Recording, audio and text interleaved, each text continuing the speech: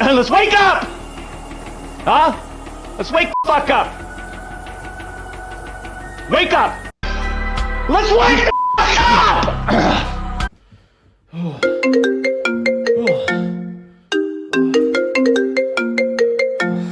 No, not today. Super Saturday! Woo!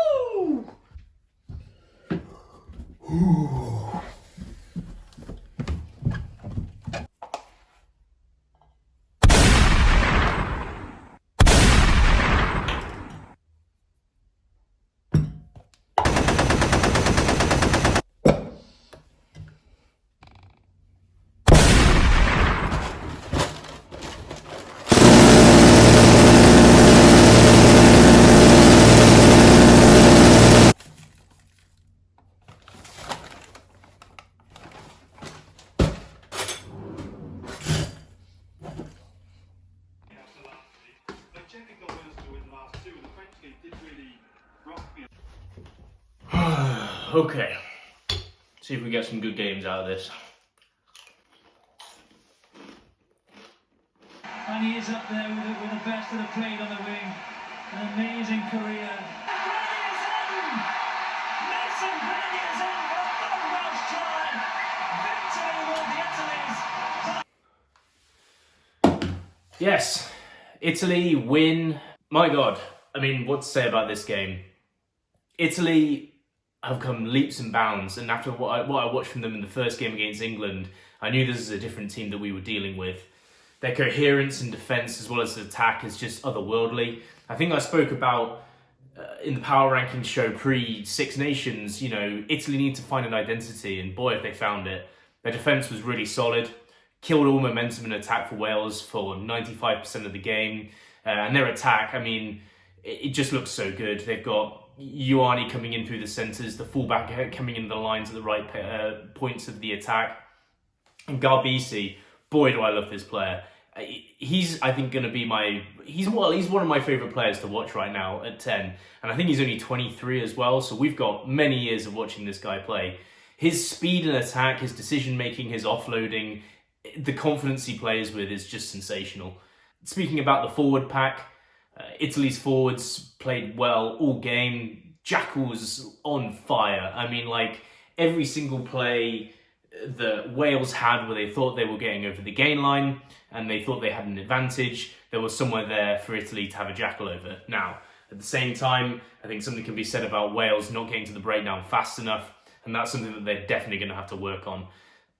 Time and time again, there was just, you know, a Welsh forward that instead of going for a ruck that he should have committed to, he went out and tried to go on the outside line.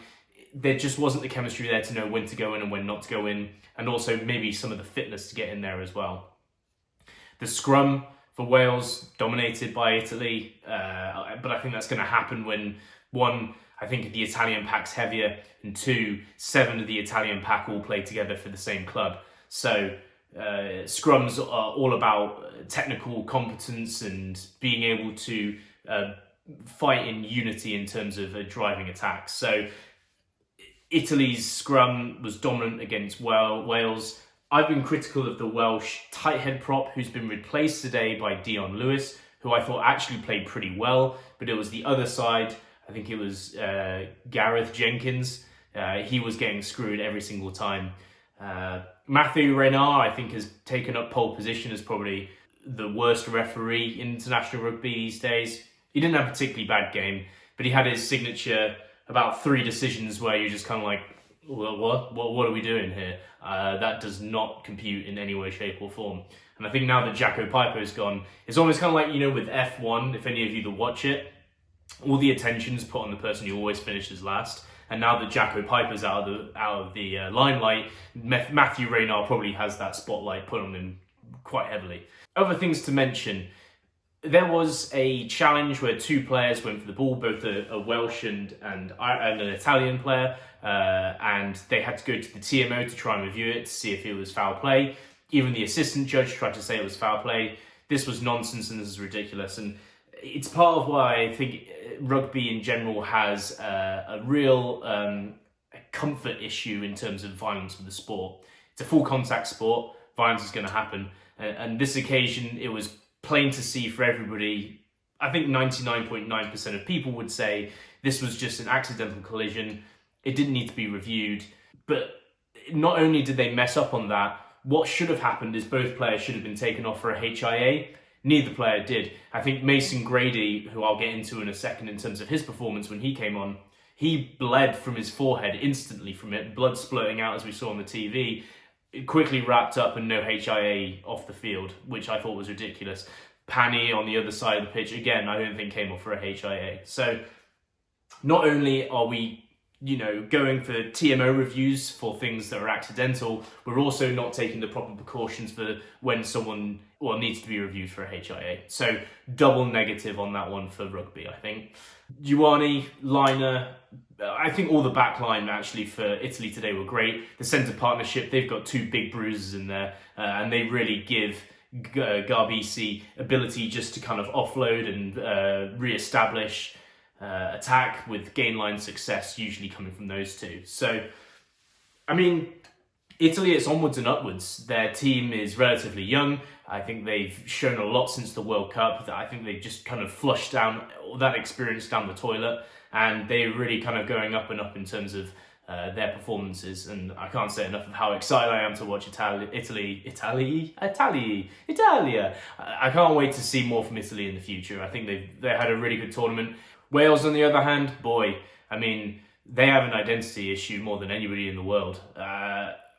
I thought after the first game with Scotland that they found their identity within an entire game with a lot of new people coming in, but it's clear that there's a lot of work that still needs to be done. Again, as I said before, they need to be quicker at the breakdown in terms of creating clean ball. I think a fact that was said throughout the game was that Wales are the slowest in terms of clear out time for allowing quick ball, and it's really just not allowing their backs to have any momentum or any go forward. And you could see that yes, Italy's defence was fantastic, but it really was aided with the fact that there wasn't much quick ball for Wales to work with. I'm not sure about Costello at 10. I want to watch him more at club level to try and understand what his identity is as a player. I don't think I've really grasped it over the Six Nations. I don't know what his value is. But then again, who else is there? There's Lloyd that's come on. I don't think he's a particular bright spark either at fly half. Obviously, George North's now retired, and it would be amiss of me not to say what a career for George North. He's been sensational, one of my favourite players to watch over the years. And I've talked about in previous videos that it's very impressive for someone who can play winger and then go to outside centre and really still be a world-class player in both positions. So a fantastic career for him, and it's sad that this is how it ends for him in a loss against Italy. I haven't forgotten about what I was saying about Mason Grady. This guy, I think, has an opportunity to have a great career. I haven't seen him before. He's come off the bench.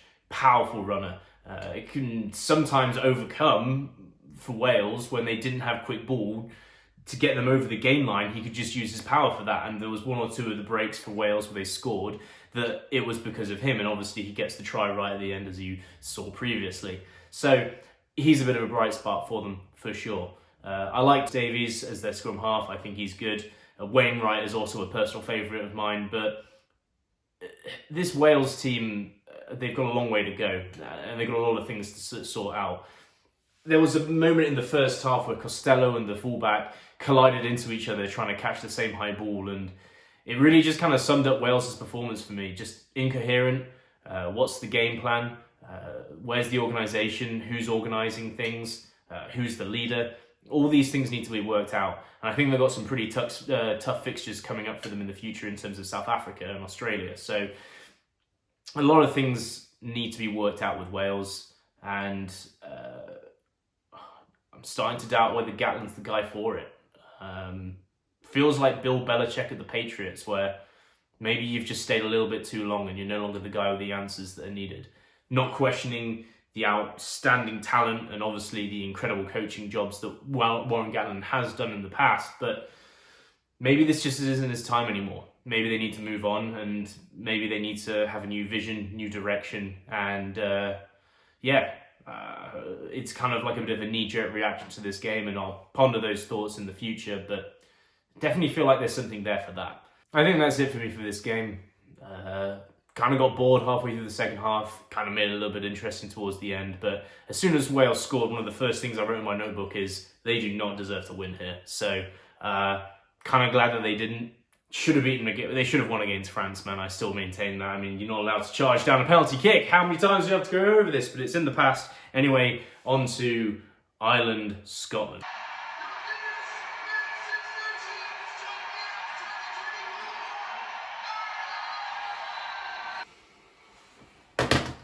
So, Ireland win the competition, and rightly so. Very interesting game, this game. It's a chess match throughout. For a lot of it, Scotland were within one score of Ireland. So I want to talk a little bit about how Scotland kept the game so close, and then I want to talk about how Ireland ultimately won it. Scotland decided that they didn't like rucking today. They committed nobody to the breakdowns, and that really nullified what Ireland like to do in attack, which is attack the same channel to suck defenders in, to open space up out wide where they can attack. With Scotland not committing anybody into the rucks, what they managed to do is keep a really disciplined line of defence, which meant that Ireland couldn't have that final cutting edge to get through and score tries at will like they usually do. Granted, they have scored tries in this game, but I think even the most devout Irish fan would say that getting those tries was hard slugging, and Scotland made it hard work for Ireland to get there. But to say Scotland's defence was really good, you have to mention the reason that Scotland's defence was on show, had to be prominent, was because of Ireland's game plan. Ireland are very aware of what Scotland can do with ball in hand. They are majestic. They can get the ball out. They can do flair. They can create space out of nothing with the likes of Finn Russell, Hugh Jones and Van der Merwe. And I have to say Hugh Jones is probably my favourite outside centre currently. So what they did is they tried to pin Scotland as much in their own half as they could. You could see this because off restarts, they would kick it deep. They would also try for little grubbers into the corner for territory and just rely on pressure and pressure and pressure. And you could see that this really kind of helped Ireland early on because they put it into the corner. Scotland had an eye out the window rear, and Dan Sheehan, awake to the opportunity, went over and caught the ball, recovered it, and went over for the try. So it was both teams really having a chess match and having a game plan that they both brought in and what they wanted to implement on the other team. And that's why it was such a to and fro for this game, because it was whoever was going to break first. Was it going to be Ireland making mistakes first, or was it going to be Scotland making mistakes first? And lo and behold, as everyone would thought it would be, Scotland made the mistakes first. I have to say this was a return to form for Ireland. They are an incredibly strong team. Their pack is fantastic. Joe McCarthy has just slid in like a glove in this competition, and I'm really excited to see the future for him in particular. I think Jack Crowley had a return to form as well. I think his decision-making was just so mature for a player of his age. I mean, I think he's his early 20s. First real opportunity that he's got in this competition to lead Ireland from the 10 shot, obviously with Sexton retiring. And after last week's game against England, where the pressure was on and Ireland lost, in this game, Ireland and Jack Crowley in particular leading the charge, organised the team in a very, very, very cohesive way. And he kept them calm to a game plan and had them organised in terms of getting Ireland to the right areas of the pitch so they can compete at the right areas of the pitch. I just said that twice. Doesn't matter. The point still stands. It was a great game for Crowley. I think he played very, very well. There's only a couple of grubber kicks he did that went kind of further into the end zone than he wanted to. But in general, I thought he had a return back to form. Ireland as well, for the beginning of the second half, it just felt like it was all them. I know I've said that the score was close and Scotland came close, but there was never any point in the game where I felt like Scotland were going to win it. Even though they were that close, I just didn't see it, and I did think that, and then the first thought I had in my head was Scotland always have this ability just to break out of nowhere. They can create something out of chaos, and they can just, run it 80 metres down the pitch, and all of a sudden they're in the lead.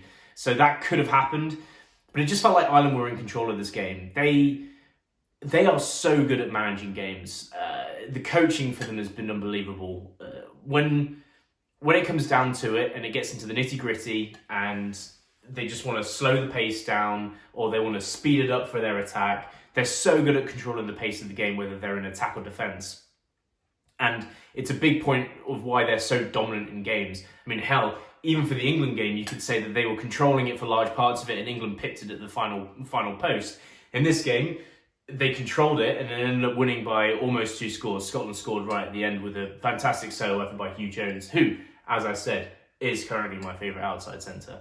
Even though, as I said, the second half was so close, it just felt like Ireland were just kind of like toying with their food in the second half. They kept going for the corner. They kept trying to basically get the try rather than take the 3 points. There was something in the back of my head was like, are Ireland going to regret this?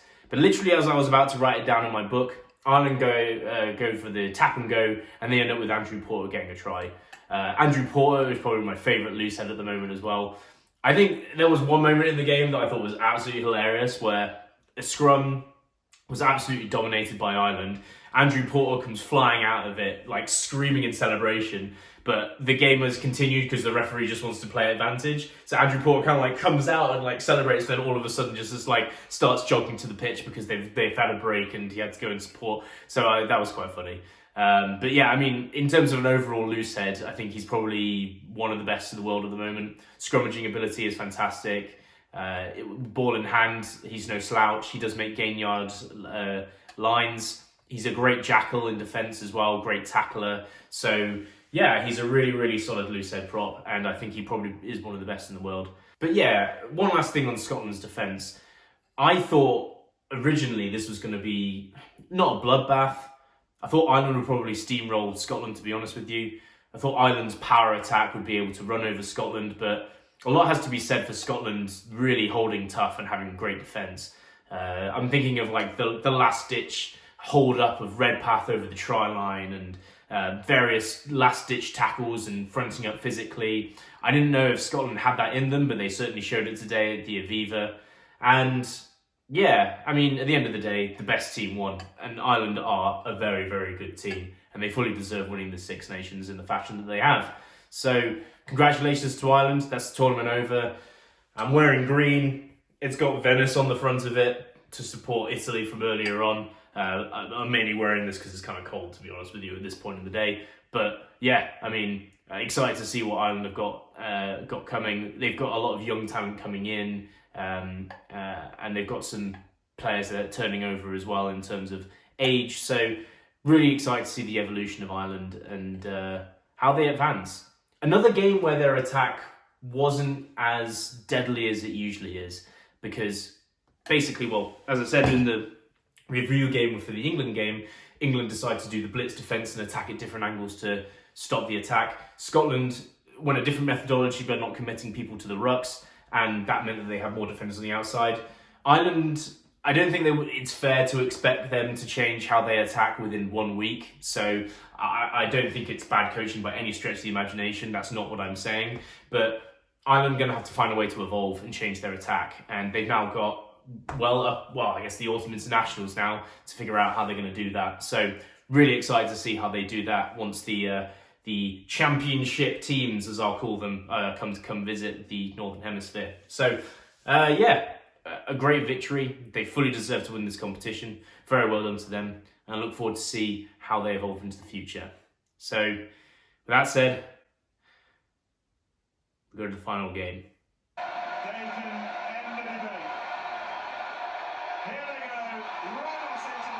Yes, France ultimately win against England in France, and I have moved upstairs after realising my underpants were in the reviews for the last 2 games.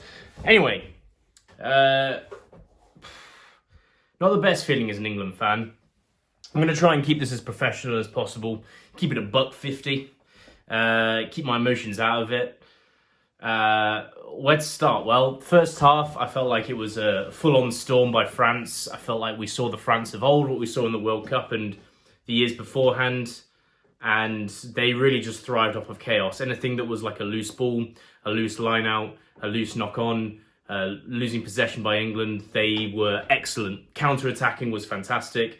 They have the players to do that, obviously, with Pinard in there, and a bunch of others in there that can really take advantage of quick ball that's made available to them.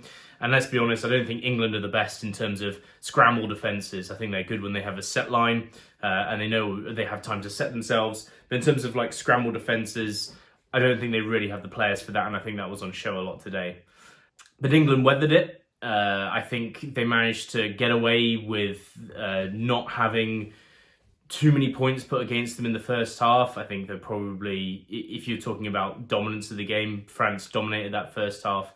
And so for England to escape with only 6 points down was kind of impressive, to be honest with you. They did just enough just to stay in the game at that point. I do think something has to be said about Ellis Genge's performance in the first half against Antonio. His scrummaging was fantastic, especially for a guy that's 5 stone heavier than him. He really had him bamboozled and was throwing him through the ringer. He was just excellent scrummaging against them. Really kind of questions why the England front row got all replaced at 55 minutes. I don't understand it, and I think part of it was instrumental in terms for England being defeated in the end. I don't think Marler for Genge in particular was such a bad thing. Marler played great, he played okay, he didn't do anything wrong. But Theo Dan definitely missed a couple of lineouts, and one of them probably, I think, led to a try. I think it was with Ramos, where they overthrew it with miscommunication. Ramos kicks it through, and they end up kind of breaking through and getting a try for France. And Will Stewart, I mean, he was guilty of 3 penalties. And I mean, when you're in a game that is this tight, it's just not good enough. Yeah, I don't know. I think we need to be looking for somebody else at tight head prop. He just makes too many mistakes. He's just guaranteed for mistakes at this point. He just needs to kind of work that out of his game. And he's not the only one in England by far. As I said, numerous mistakes, knock-ons, poor discipline challenges sometimes offside. There was a lot of mistakes by England, and I think a lot of it was shooting themselves in their foot today. They were their own worst enemy. Discipline was lacking, and after last week, it kind of just leaves a little bit of a sour taste in your mouth with that, because I don't know, you feel like a game that you had against Ireland, yes, there were mistakes. And there were mistakes in the Scotland game, but at least like the mistakes felt like they were coming from a genuine place, if that makes sense. Like a knock on, it happens. You go and you, I don't know, get tackled into touch, it happens. But if you're jumping up in the air and you're not even challenging, you get a penalty against yourself. Or if you get called in a ruck and you're slowing the ball down, you get called a penalty for that. These are avoidable things, and they're things that you just can't make these mistakes at this level. I definitely think France's play forced those mistakes. I think there's got to be a lot of credit to them in their attack. Le Garrick, man, I was pulling for him to be starting the Six Nations, and I think France could have had a very different tournament if they had gone from him for 9 at the beginning rather than going with Luku. He's been great for Racing 92. From what I've seen of the little bits of pieces I've been seeing in the Champions Cup, I've not been watching too much Top 14, but when he's been playing, he really is kind of like a spark within the team, similar to what Dupont is for both Toulouse and for France. And at Racing 92, I think they're just missing a fly half, so when Owen Farrell goes over there, I think they're going to be not that they're already a force, but they're going to be even more of a force to be reckoned with next season. So Le Garrick has definitely awoken this French attack, and they look as dangerous as they do before. They do have some defensive errors. Fiku got caught out with that try in the first half by Ollie Lawrence. I think there was a number of occasions where their defensive assignments were not quite set, and they were punished for it. Going into the second half then, England looked hot as firing out of all cylinders. They got 2 quick tries. They looked like they were back to the England that we saw last week. They looked fantastic.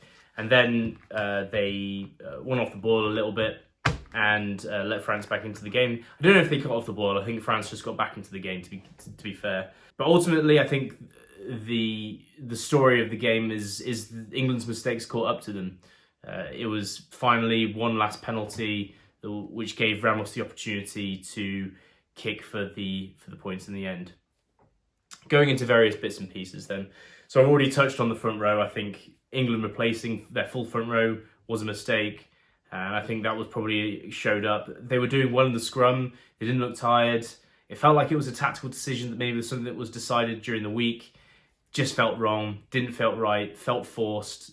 And ultimately, I think a couple of the mistakes that were made by the replacements that came on were a difference. Ollie Chesham obviously having to come off, I think probably came off a little bit earlier than one was intended.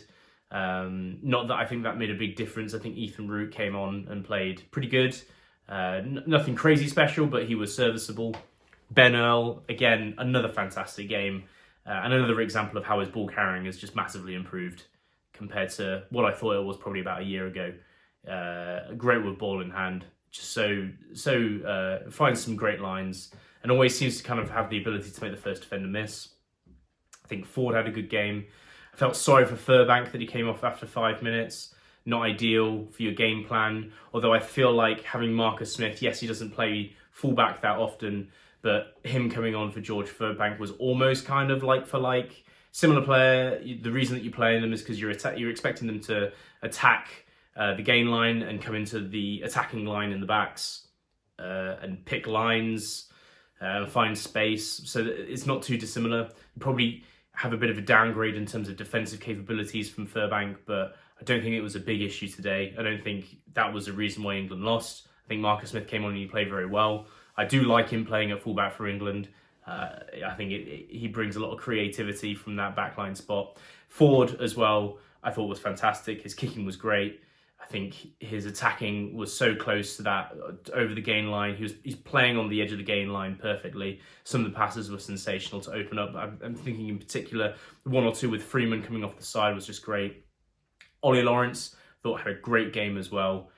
He's really kind of cementing himself as that England 12, which is great to see. As I said in my video last week, Ollie Lawrence playing for Bath always felt like he was like knocking on the door for England, and the performance has never really translated for him. But the last couple of games, I really feel like Ollie Lawrence has really stepped up and become the true England 12. So really well. I'm really happy for him, and he had another good performance today. Thomas Ramos at 10, I'm still not convinced. I think it's probably serviceable for Toulouse where you're at club rugby, so things are like a little bit stepped down in terms of quality. I don't think he can get away with it as much in international rugby. I think his kicking out of hand was poor. Some of the decision making in attack, was a bit stagnant. It wasn't great. He got picked on in terms of people attacking him, and you can see he was getting frustrated. He started having arguments with players on the pitch, and it just begs the question to me. I don't know why Antoine Hastoy has been left out of this squad. For those of you that don't know, Antoine Hastoy is the fly half for La Rochelle, under the tutelage of Ronan O'Gara. Plays a lot like Ronan O'Gara did for Ireland. He's so steady, so good at making sure that your team's playing in the right area of the field. I don't know why when Jalabert's gone down, we're not including Hastoy in the squad. It makes little sense to me, honestly. And I think France probably could have been at least another 5 to 10 points ahead if Hastoy was starting this game from the beginning and Ramos went back to his traditional 15 shirt. I think a big factor in this game was the difference in weights of the packs. Not in the scrum. I think when your scrummaging technique is superb, you can overcome weight. It's more difficult to. And obviously, if you've got two scrums that are technically gifted exactly the same and one's heavier, the heavier one will win. But I think England's scrums technically was more sound than France's, and that's why every now and again they had the upper hand and they got penalties from the scrum. But I think in the loose it made a big difference. You could visibly see that George Ford was trying to energise the pack, trying to shout them up and get them going. But I think when you're playing a pack that's like close to 100 kg heavier than you cumulatively, I think it eventually wears you down. I think there was a lot of tired legs in that English pack towards the end. I think if you're just playing against somebody that's 10% bigger than you for 80 minutes, eventually you're going to just get more tired than them, And I think that was a factor for sure. I think the England forwards ran out of energy. When they were at their best was beginning of the second half, where they came fresh out of half-time. And that's when the forwards, with the quick ball and getting over the game line quickly, really opened up the backs. And we didn't really see that again for the rest of the game. And I think it was just because they just got pummeled a little bit, to be honest with you. So yeah, for France, really good to see you back to your best. I think there was a lot of worries at the beginning of the Six Nations in terms of where's the form of the World Cup gone? Is it a World Cup hangover? Is this something that you're going to be able to recover from, or you're going to have to change? And I think it was just a simple change that scrum half has just changed who they are as a team. I still don't think they're back to where they were. I think they need a solid fly half to come in to make them like that again. Weird that they're getting some defensive confusing bits and, generally just not looking as organised as they did in the World Cup. That's weird, especially as Sean Edwards is still there, I believe. If he's not, I'll correct it with some text. But it's my understanding that Sean Edwards is still there, so the fact that, you've got some of these defensive assignments just not quite being there is worrying. I don't know. It was, I think, the difference between what France were kind of before, where they had a lot of flair, but defensively they could be, porous. But I think since Sean Edwards came in and changed that culture, that's when France have really taken off, because they've been great on both sides of the ball. Just seeing some slippage in that now. Just some bits and pieces, just every now and again, just someone just caught off guard with the wrong assignment. So something to keep an eye on. Le Garrec has got to be the starting scrum half from now on until Dupont comes back, which I think he probably does in the autumn internationals, because I guess now it's going to be the Olympics in the summer. Maybe he gives himself some rest for the autumn internationals, because it might be quite soon after that, but who knows. England, on the other hand, boy, there's a lot of hope for the future. But, I mean, I can't think of a single game, the whole of the Six Nations, where there was, I didn't felt like we lost, or we almost lost, because we kicked ourselves basically shot ourselves in the foot. I felt that way with Italy. I think we lost against Scotland because of the mistakes we made. Scotland's execution was just better than ours. I felt like with Ireland, halfway through the game, I was thinking these mistakes are going to cost us and we're going to lose the game, and we got away with it. Wales, I mean, that was just a bit of an arm wrestle. And then France, this is the game, again, where the mistakes have come back to bite us. On the positive side, some of the criticism that you'd have of England before, uninventive, don't know what to do with the ball in hand, kicking away all the time. There was a lot of kicking in this game, so maybe this isn't the best example of it. But they did show inventiveness in attack. They did show ingenuity. They showed that they can attack with ball in hand. They've got that, that's there now. And there's a lot of young talent that's going to keep that going. So that's really cool to see. It's just mistakes. And for me, I guess if I'm kind of being the most hopeful about the situation, all these players that are on the pitch, to give them credit, they haven't played all together. This group of players, this 15, for a lot of games. There's been a lot of turnover since the World Cup. There's going to be some more turnover now, with the players either going to other countries to play or retiring from international duty. But there is now a young core in there that, to give it another year or two. I think this time next year, if I'm saying the same where, England played great in attack, but they still made a lot of mistakes in terms of knock-ons and penalties, I'll be concerned if it's still as much of an issue as it is this tournament. But at the end, I think the summary for me is that there's a lot of hope here. A lot of things that we were criticised for are starting to wash away in terms of what I've talked about. And I'm just kind of saying the same thing over and over again here. But I'll leave it there. Well played by France. I think they deserved it. They looked better than England. Interesting Six Nations for both these teams. I feel like France has come back from the brink of what was almost a disaster, and England are really kind of figuring out what they want to be in terms of an identity in the future. So, back to domestic rugby. Wow, it was a great Six Nations. Better, most competitive I've seen in a long time. Love that Italy have landed where they have. Hate that Wales are where they are. And Ireland just seem to be going from strength to strength. And Scotland are great, but they've got no one coming through in the ranks. So it's a bit worrying for them. And that's all the teams, I hope, I think. Anyway, See you in the next one.